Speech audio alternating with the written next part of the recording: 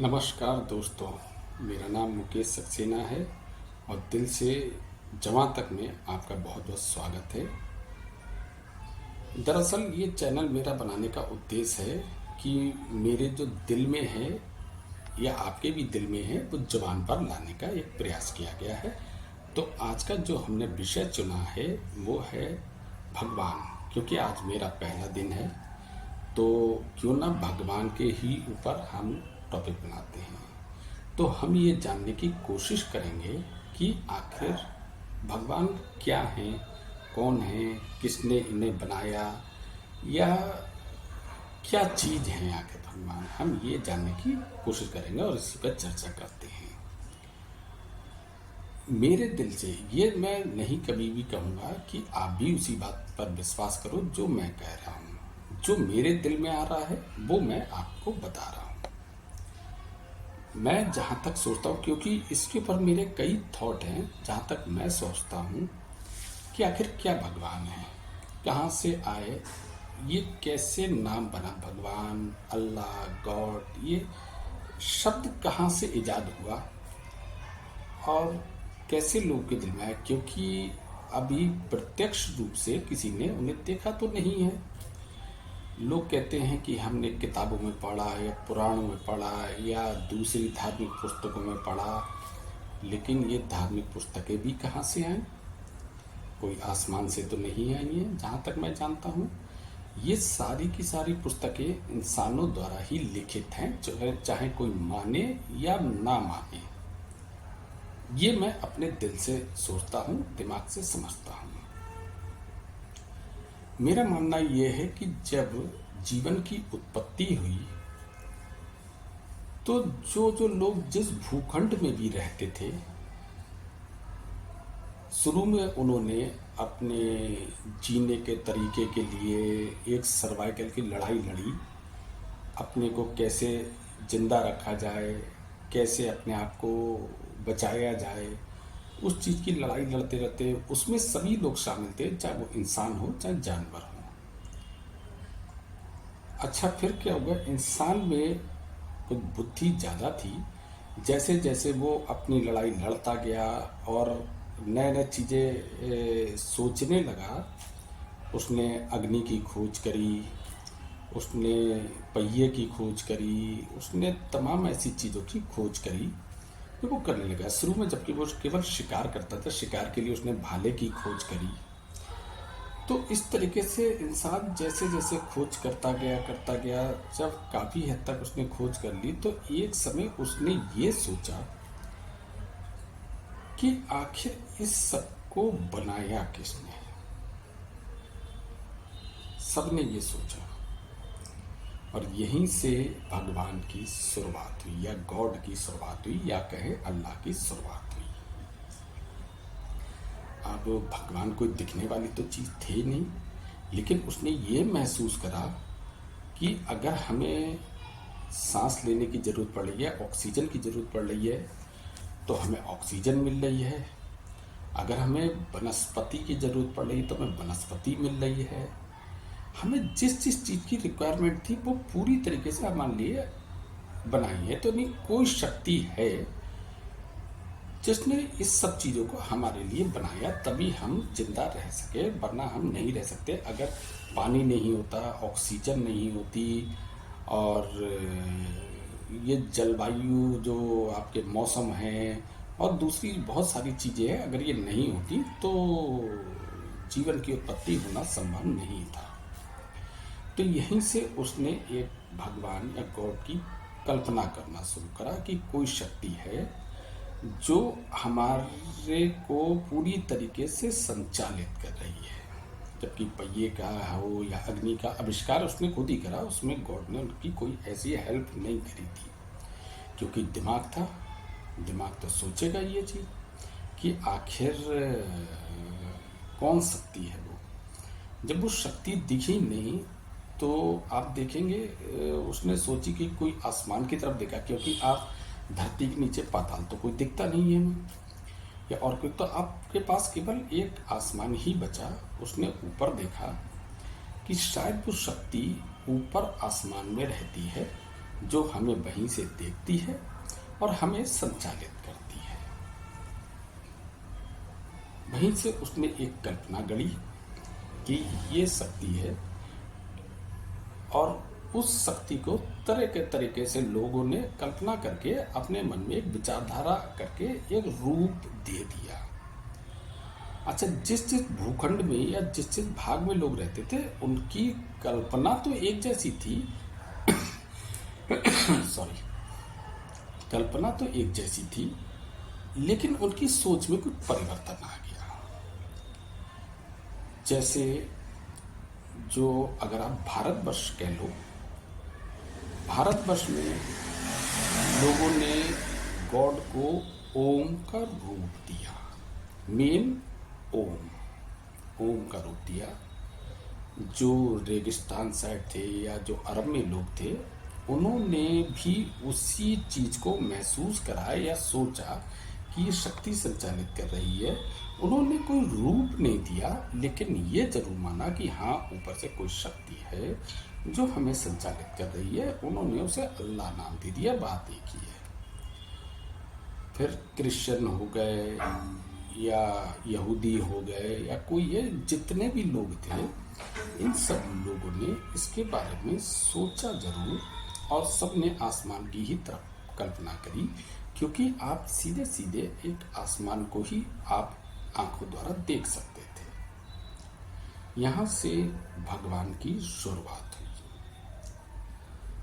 अब अच्छा, आगे वो कहानी और चलती गई। कुछ लोग जो अच्छे महापुरुष हुए, जैसे अब उसी में एक कड़ी और जुड़ी, जिसने बहुत कड़ी विचारधारा इंसानों के रूप में बनाता चला गया। इंसान तो विकास लगातार कर ही रहा था। जैसे कुछ महापुरुष हुए जिनके आचार विचार और सब तरीके जो थे वो पूरी तरीके से सधे हुए थे। अच्छे विचार, अच्छे काम, अच्छी नीयत, सत्य बोलना, इस तरीके के उनके आचार विचार थे। और उन्होंने कुछ ऐसे असंभव कार्य को करके दिखाया जिसमें उन्हें भी एक भगवान के समानांतर खड़ा किया गया। जैसे हम कहें कि अगर भारतवर्ष में हम कहें, राम को ले लीजिए, कृष्ण को ले लीजिए, हनुमान को ले लीजिए, या और तमाम देवी देवता हैं, इस तरीके से वो एक महापुरुष थे जिन्होंने इस तरह के काम करे, जो वो कल्पना करता था कि भगवान से कभी कोई गलती नहीं हो सकती, तो उनसे भी लगभग ना के समान ही गलतियां हुई, और उसी तरीके से वो चले। और उन्होंने कुछ ऐसे चमत्कारिक काम किए जो उन्हें भगवान की श्रेणी में लाकर खड़ा कर दिया गया। अगर यही मुस्लिम धर्म में हम देखें तो ये शायद मोहम्मद साहब के ऊपर निर्भर करती है, और क्रिश्चियन में देखें तो ईसा मसीह पर निर्भर करती है, और जो तमाम धर्म है इस तरीके से उनके कोई पैगंबर कह लो या अवतार कह लो, ये सब एक चीजें हैं। तो उसने इंसान की विचारधारा को और गहरा करा कि हाँ, भगवान है। और वो जो किताबों में उनके बारे में लिखा गया वो एक धार्मिक पुस्तक बनकर और उसे अटल सत्य माना गया। सत्य हैं, ज्यादातर सत्य हैं, लेकिन अटल सत्य मान लिया गया उन्हें। जबकि कुछ त्रुटियां उनमें भी हो सकती हैं, कुछ भ्रांतियां उनमें भी हो सकती हैं, चाहे वो किसी भी धर्म या किसी भी मजहब की पुस्तक क्यों ना हो। तो अब दूसरा जो मेरा एक थॉट है, जो मैं अपने दिल से सोचता हूं और जबान पे लाता हूं, दूसरा मेरा थॉट ये है कि शायद भगवान हो ही ना। अब ये आप कहेंगे कि ऐसा क्यों?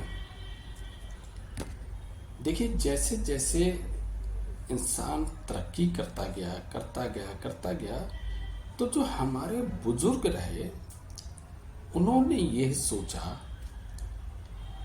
कि अगर इंसान के बीच में अच्छाई का बदला अच्छाई और बुराई का बदला बुराई अगर नहीं होगा तो इंसान निरंकुश हो जाएगा। अब अच्छाई का मतलब है आप अच्छे कर्म करोगे तो आपको स्वर्ग मिलेगा या जन्नत मिलेगी, बुरे कर्म करोगे तो आपको नरक मिलेगा या जहन्नुम मिलेगा। इस तरीके से उन्होंने एक चीज बनाई और इसे पीढ़ी दर पीढ़ी इस तरीके की एक व्यवस्था बना दी, ताकि अगर कोई किसी को मारता है या कोई गलत काम करता है तो उससे ये एहसास होना चाहिए कि अगर आप बुरे काम करोगे तो आपको नर्क एक ऐसी व्यवस्था बनाई गई जिसमें आपको तरह तरह की प्रताड़ना देने की बात कही गई है। जैसे उबलते हुए तेल में आपको पकोड़े जैसे तलना, और जैसे बैतरणी नदी है जिसमें पीप और तमाम गलत गलत तरीके की वो नदियाँ होंगी उसको आपको पार करना होगा, और ये सब चीज़ें हैं। ये सब एक व्यवस्था बनाई गई ताकि व्यक्ति एक व्यवस्थित रूप से चले और गलत काम करने से डरे। ये सभी धर्मों में इस तरीके की एक व्यवस्था बनाई गई। बुजुर्ग थे, बहुत काबिल बुजुर्ग थे, उन्हें पता है कि बिना समाज को व्यवस्थित किए आप उसे आगे नहीं बढ़ा सकते। अगर किसी व्यक्ति को यह पता लग जाए कि मैं कुछ भी कर लूं, जब तक मैं जिंदा हूं तब तक बस वो काम है, और अगर मेरे मरने के बाद ना इसमें कोई आत्मा है, ना कोई जन्म होगा, ना इसका कोई हिसाब किताब होगा, ना कुछ होगा, बस यहीं पे खत्म हो जाएगा, तो वो व्यक्ति अनियंत्रित हो जाएगा। किसी भी जीव को या किसी को भी मारते पीटते या किसी को दर्द देते हुए उसे दर्द नहीं होगा, और वो एक जानवर से भी ज्यादा बदतर श्रेणी में चला जाएगा। जैसे कई बार अगर हम किसी एक छोटी सी चींटी को भी मारते हैं, या किसी मक्खी या किसी भी जीव को अगर हम मारते हैं, तो हमारी आत्मा गिलानी से भर उठती है कि हमने एक पाप किया है और इस पाप का फल हमें भोगना पड़ेगा। और फल क्या भोगना पड़ेगा? जिस तरीके से हमने उसे मारा है, जितना हमने उसे दर्द दिया है, उतना ही दर्द हमें भोगना पड़ेगा। ये हमारे मन में एक विचार रहता है, और इसी कारण हम व्यवस्थित रूप से हम दूसरे प्राणियों पे, दूसरी हर किसी चीज पे हम उस तरीके का व्यवहार नहीं कर पाते हैं जिस तरीके का हम शायद अगर ये एक व्यवस्था ना होती तो हम करते।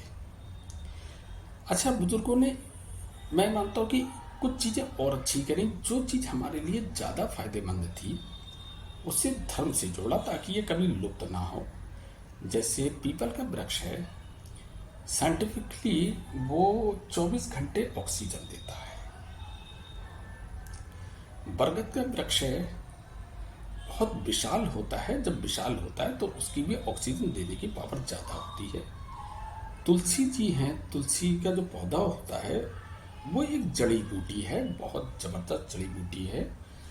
तो इस तरीके की चीज़ों को उन्होंने धर्म के साथ जोड़ा ताकि वो उसका अस्तित्व हमेशा बना रहे, कभी भी ये लुप्त ना होने पाए या बेवजह इनको क्षति ना पहुंचाई जाए या इन्हें काटा ना जाए। जैसे पानी को या नदी को गंगा का नाम लिया ताकि अगर आप उसमें कोई गंदगी फैलाते हो या उसके संग में कुछ भी गलत करते हो तो आपको लगेगा मैं अपनी माँ को के साथ में ये कर रहा हूँ। इस तरीके की व्यवस्था बनाई गई समाज को चलाने के लिए। तो एक व्यवस्था ये थी कि इंसान ने सोचा कि आखिर भगवान कौन है, तो उसने आसमान की तरफ देख के एक कल्पना करी जिसमें महापुरुष और ये सब आए जिन्होंने एक भगवान के समानांतर, भगवान नहीं भगवान के समानांतर उन्हें माना गया। दूसरी व्यवस्था ये है कि हमारे बुजुर्गों ने एक व्यवस्था बनाई समाज को चलाने के लिए कि एक डर का भी माहौल बनाया गया कि अगर आप गलत काम करते हो या अच्छे काम करते हो तो अच्छे का फल अच्छा और बुरे का फल बुरा होता है।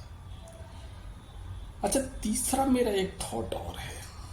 तीसरा थॉट ये है कि आखिर अगर भगवान है तो उन्हें किसने बनाया,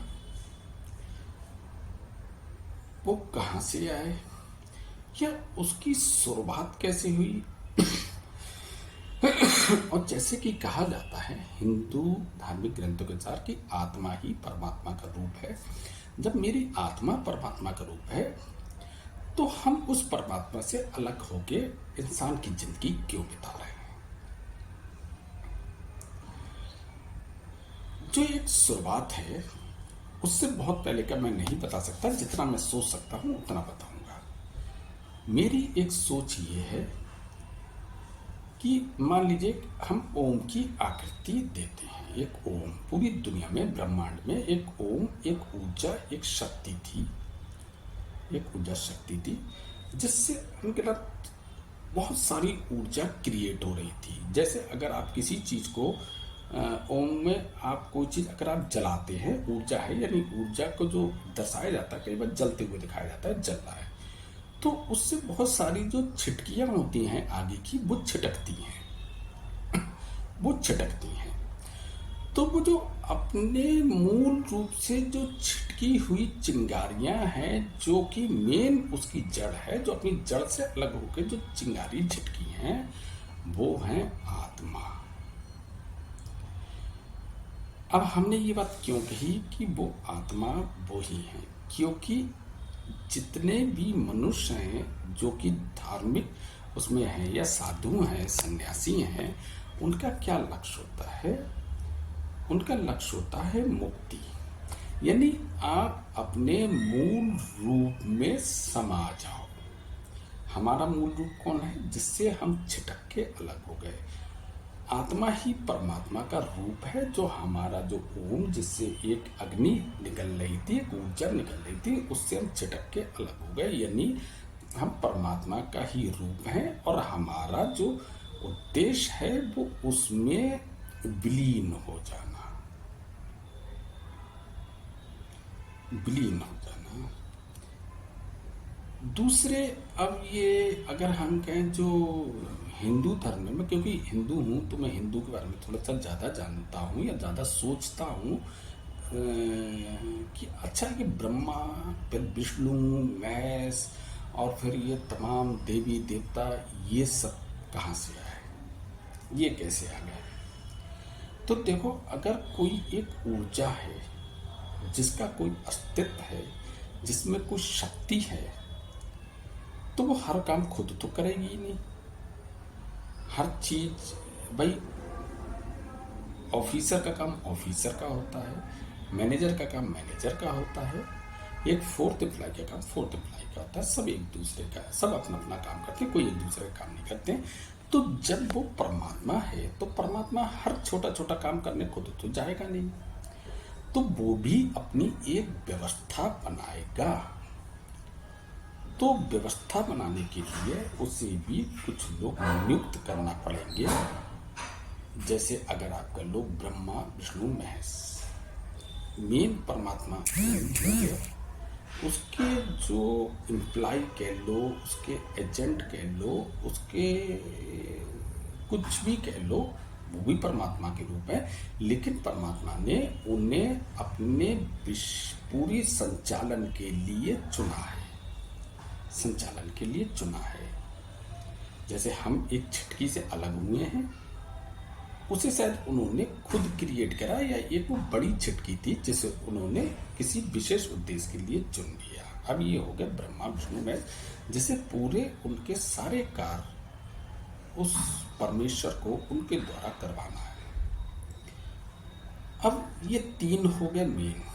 अब उन्हें और भी चीज चाहिए थी व्यवस्थित करने के लिए, तो उन्होंने, क्योंकि उनके पास काफ़ी ज़्यादा शक्तियाँ दे दी गई थी उन्हें भी, तो उन्हें भी व्यवस्था संभालने के लिए, जैसे कंपनी में एक एमडी होता है, मैनेजिंग डायरेक्टर होता है, उसके नीचे जीएम होता है, उसके नीचे, तो हर एक के नीचे को देते हैं मैनेजर होता है, मैनेजर के नीचे भी एम्प्लॉय होते हैं। तो अगर ब्रह्मा, विष्णु, महेश को अगर आप जनरल मैनेजर मानो, तो उनके नीचे भी उन्हें आरएसएम हो गया, या जेडएसएम हो गया, या एएसएम हो गया, या सेल्स ऑफिसर हो गया, इस तरीके के लोग चाहिए थे क्यों चलाने के लिए, क्योंकि वो ये भी संभव नहीं था कि वो ही हर काम तीनों लोग जाके करें। तो उसके लिए उन्होंने भी एक व्यवस्था बनाई। क्या व्यवस्था बनाई?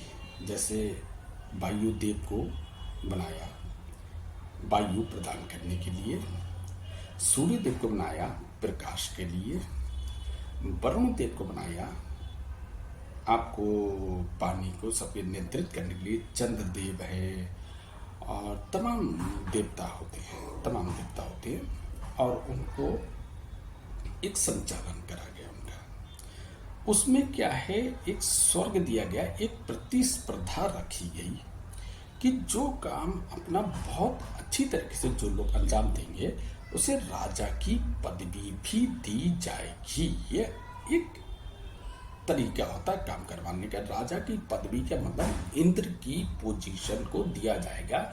इंद्र कोई देवी देवता नहीं है, उन्हीं में से जो सिंहासन पर बैठते हैं उन्हें इंद्र माना जाता है।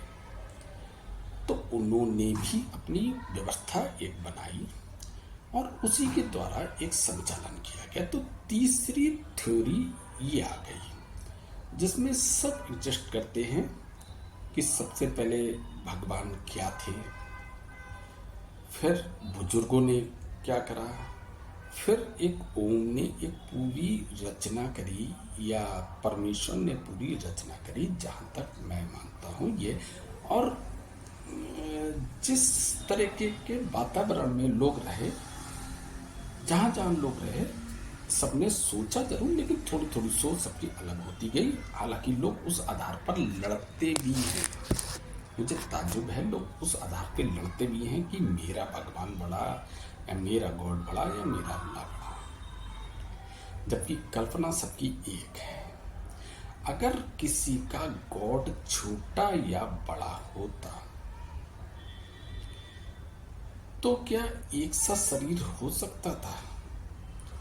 अगर नाक से हम सांस लेते हैं, अगर मुंह से हम खाते हैं, अगर आँख से हम देखते हैं, अगर कान से हम सुनते हैं, अगर पैरों से हम चलते हैं, अगर हाथों से हम काम करते हैं, अगर सारा काम सब मनुष्य का, चाहे वो यहाँ से 2000 किलोमीटर या 5000 किलोमीटर या 10,000 किलोमीटर का हो, सबकी यही प्रक्रिया है। तो अगर गॉड अलग अलग थे तो हमें तो अलग अलग होना चाहिए था। कोई आगे मुंह से खाना खा रहा है तो कोई पीछे से खा रहा है, कोई कान से सुन रहा है तो कोई गले से सुन रहा है, तो कोई नाक से सूंघ रहा है तो कोई पेट की तुली से सूंघ रहा है, कोई मतलब तरह तरीके के। किसी की आंखें यहाँ हैं तो किसी की आंखें यहाँ होना चाहिए थी, क्योंकि सोचने का तो अलग हो जाता है। यानी गॉड इसका मतलब एक ही है। वो एक है, इंसान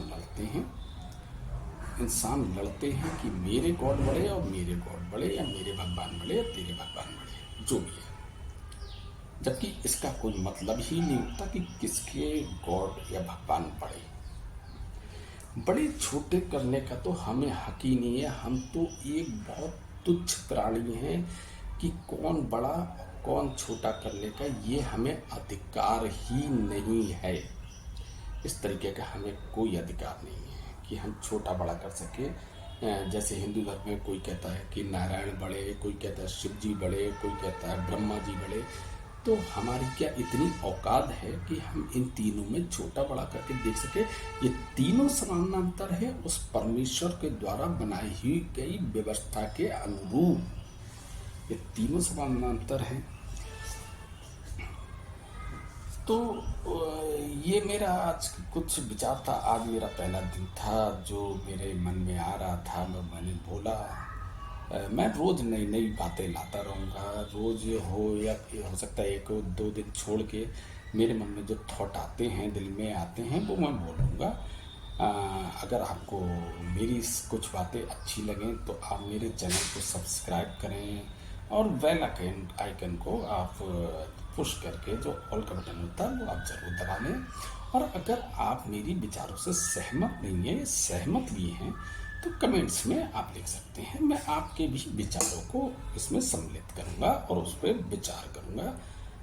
मैं हर समय कुछ ना कुछ सोचता रहता हूँ, बहुत कुछ है। और अब जब हम लोग मिले हैं तो बहुत मज़ा आएगा, बहुत सारी चीज़ों पर डिस्कस होगा, बहुत ज़्यादा सब कुछ होगा।